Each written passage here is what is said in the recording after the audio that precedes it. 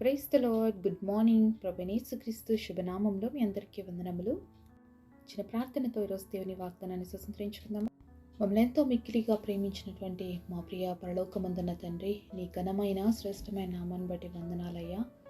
ఉదయకాల సమయంలో మీ సన్నిధిలో ఉంటుండగా నాయన, మా అందరి హృదయాలను చూస్తున్న దేవుడిగా, ఎవరికి మాటలైతే అవసరం ఉన్నాయో ఆ మాటల చేత మమ్మల్ని అందరినీ దర్శించమని, స్వరాన్ని వినిపింపచేయమని యేసు నామంలో ప్రార్థిస్తున్నాను తండ్రి. ఆమేన్.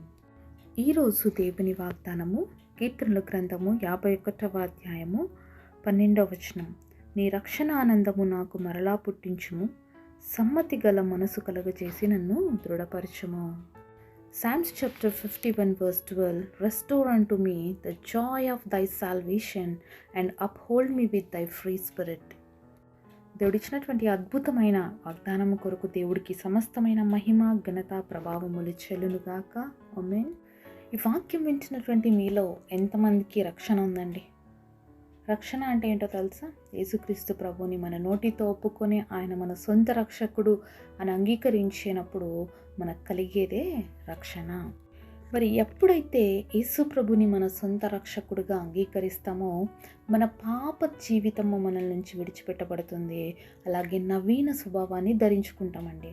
మరి రక్షణ అంటే యేసు ప్రభుని నోటితో ఒప్పుకొని విడిచిపెట్టడం కాదు, కానీ యేసు ప్రభుని నోటితో ఒప్పుకొని హృదయములో విశ్వసించాలి. ఎప్పుడైతే మన హృదయము ద్వారా యేసుని విశ్వసిస్తామో మన హృదయం మారుతుంది అనమాట. ఎప్పుడైతే మన హృదయం మారుతుందో మన జీవితం మారుతుంది, మన బ్రతుకు మారుతుంది, మన ప్రవర్తన మారుతుంది. అప్పుడే మనం నిజమైన క్రైస్తవులం అవుతాం అన్నమాట. అంతేగాని మన పేరు మార్చుకున్నంత మాత్రానో లేకపోతే బాప్తీసం తీసుకున్నంత మాత్రానో మనం క్రైస్తవులం అయిపోము, అలాగే దేవుడి పిల్లలము అనబడలేము. కేవలం చెప్పుకోవడానికి తప్ప నిజమైనటువంటి దేవుడి పిల్లలుగా మనం జీవించకపోతే మనం ఎప్పటికి కూడా దేవుని పిల్లలం కాలేము. రక్షించబడినటువంటి దేవుని బిడ్డలకి హృదయంలో చాలా నెమ్మది ఉంటుందండి, చాలా ఆనందం ఉంటుంది. అది ఎవరి నుంచి కలుగుతుంది అంటే దేవుడి నుంచి. ఎందుకంటే యేసు ప్రభుని నోటితో ఒప్పుకొని హృదయంలో విశ్వసించాం కాబట్టి. ఇప్పుడు మన హృదయంలో ఎవరు ఉంటారు? రక్షించబడిన తర్వాత యేసయ్య ఉంటాడు. మరి యేసయ్య మన హృదయంలో ఉంటే మనం ఏ విధంగా బిహేవ్ చేస్తాం? మరి చెడ్డ మాటలు మాట్లాడగలుగుతామా? అస్సలు మాట్లాడలేము. ఎందుకంటే మన హృదయంలో ఉన్నారు, యేసయ్య ఉన్నారు. అలాగే ఎవరైనా మోసం చేయగలుగుతామా? ఎవరైనా ద్వేషించగలుగుతామా? ఎవరికైనా హాని తలపెట్టగలుగుతామా? ఇవన్నీ కూడా పాసిబుల్ అవ్వవు. ఎందుకంటే మనలో ఉంది ఎవరు? యేసయ్య. కాబట్టి అలాంటి సమయంలో మనలో ఉన్న ఆనందాన్ని మనం కోల్పోయే ఛాన్స్ అనేది లేదనమాట. ఎప్పుడు కూడా సంతోషంగా ఉండగలుగుతాం. కానీ ఈ రక్షణానందాన్ని ఎప్పుడు కోల్పోతాం మన జీవితంలో అంటే పాపం చేసినప్పుడు. ఎప్పుడైతే పాపం చేసి దేవుడికి వ్యతిరేకమైన ప్రవర్తన కలిగి దేవుడికి అయిష్టమైనటువంటి జీవితాన్ని మనం జీవించినప్పుడు ఏమైపోతామంటే మనలో ఉన్న రక్షణ ఆనందాన్ని కోల్పోతాం.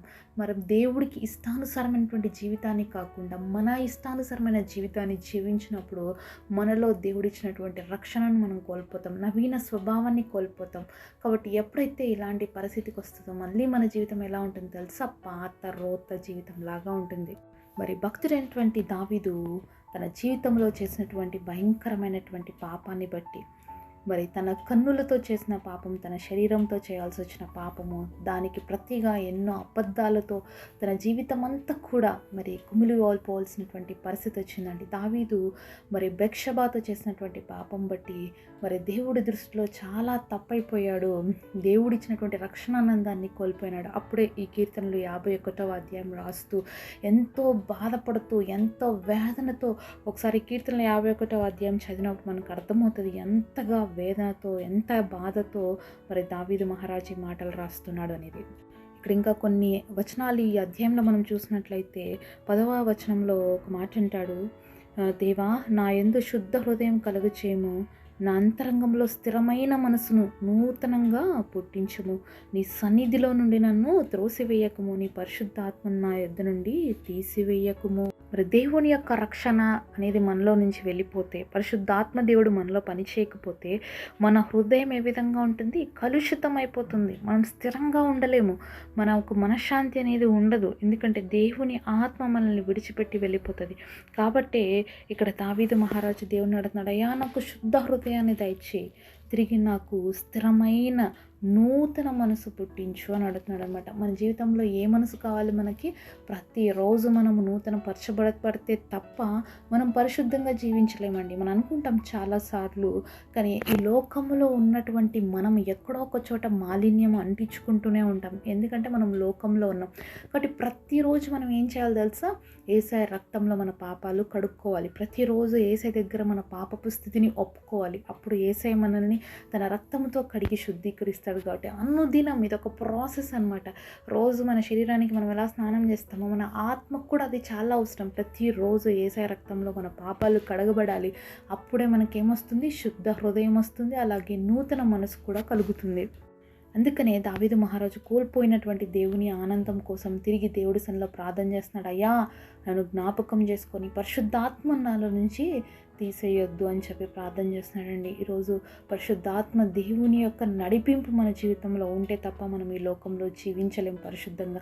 కాబట్టి దేవుని నడిపింపు మనకి చాలా అవసరం. మనం ఏదో గొప్ప వాళ్ళమనో మంచి వాళ్ళమనో దేవుడు మనల్ని ఏర్పరచుకోలేదు, కానీ తన మహాకృపను బట్టి, తన మహాప్రేమను బట్టి మనల్ని ఏర్పరచుకొని తన ఆత్మ చేత మనల్ని నడిపిస్తున్నాడు. కాబట్టి అనుదినము మనం దేవుడి సన్నిధిలో ప్రార్థన చేయాలి. దావీదు మహారాజులాగా, ప్రభువా శుద్ధ హృదయం ఇవ్వు, నూతన మనస్సుని ఇవ్వు, అలాగే నీ రక్షణ ఆనందాన్ని నాలో ఉంచు తండ్రి అని మనం ప్రతిరోజు ప్రార్థన చేయగలగాలి.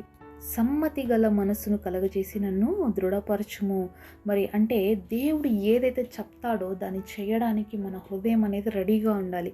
దేవుడు ఏదైతే చెప్తాడో దాంట్లో స్టాండ్ అవ్వడానికి మనం స్ట్రాంగ్గా ఉండాలి. అదే దృఢపరచుకోవడం. చాలాసార్లు దేవుడి మాటలు మనం అంగీకరించడానికి అస్సలు ఇష్టపడమండి. అంటే దేవుడు ఇది చేయొద్దు అంటే అదే చేస్తాం, దేవుడు ఇది వద్దు అంటే అదే చేస్తుంటాం. అంటే మనలో ఏ మనసు లేనట్లు సమ్మతి కలిగిన మనసు లేకపోవడం. అంటే దేవుడి యొక్క దేవుడితో మన యొక్క సమ్మతత్వం అనేది లేకపోవడం వల్ల దేవుడు మన మాటను మనం వినుకోకుండా మన మనసు ఏమైపోతుందంటే దేవుని మార్గంలో నుంచి తప్పిపోతుంది. కాబట్టి అలాంటి హృదయం ఉంటే మన జీవితాల్లో మనం నష్టాన్ని తెచ్చుకుంటాం. కాబట్టి దావీదు మహారాజు దేవుని అడుగుతున్నాడు, అయ్యా సమ్మతి కలగగలిగినటువంటి మనస్సును, నీ మాట విని దాని ప్రకారం జీవించేటువంటి దృఢమైన సంకల్పాన్ని నాకు ఇవ్వు అని చెప్పి.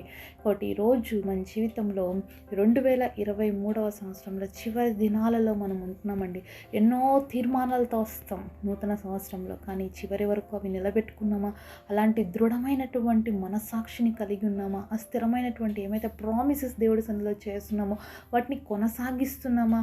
మరి అలాగే దేవుడు ఏదైతే పరిశుద్ధత కాదు, ఇది అపవిత్రత, దీని జోలికి వెళ్ళొద్దు అంటే విడిచిపెట్టిన వారిగా ఉన్నామా? ఇది పాపం, ఇది నువ్వు చెయ్యకూడదు అని దేవుడు మనతో చెప్పినప్పుడు ఆయన మాటకి సమ్మతించే వారిగా ఉన్నామా?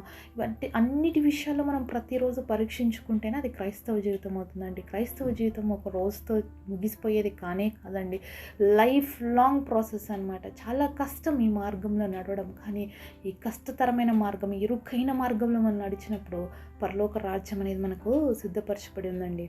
అందుకనే ఈ లోకంలో ఉన్న వాటిని చూస్తూ మనం బ్రతకక పైనున్న వాటిపైన మన యొక్క గురి నిలుపుకొని మనం బ్రతికినట్లయితే మరి దేవుడు మనకు కలగజేసినటువంటి మంచి హృదయముతో, మరి స్థిరమైనటువంటి మనసుతో, ఒక దృఢ సంకల్పంతో నేను దేవుడి కోసం జీవించాలి, రోషం కలిగి ఉండాలన్న ఆశ మనలో కలిగినప్పుడు నిరంతరం దేవుడిచ్చేటువంటి రక్షణ ఆనందాన్ని కలిగి జీవించగలుగుతాము.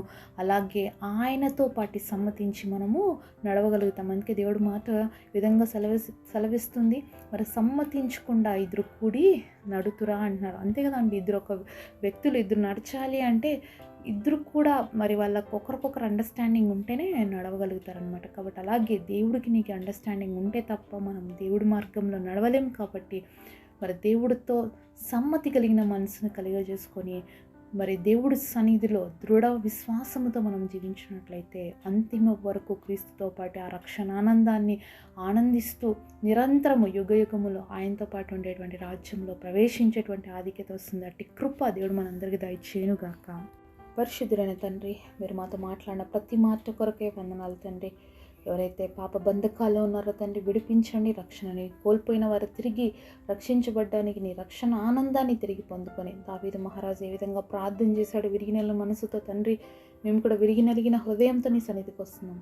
సమ్మతించగలిగిన మనస్సు తండ్రి, నీతో పాటు నడవగలిగిన హృదయం, దృఢమైన విశ్వాసం అందరికి ఇచ్చి గొప్ప వాగ్దానం అందరి జీవితంలో నెరవేర్చమని యేసు నామములో ప్రార్థిస్తున్నాము తండ్రి. ఆమేన్.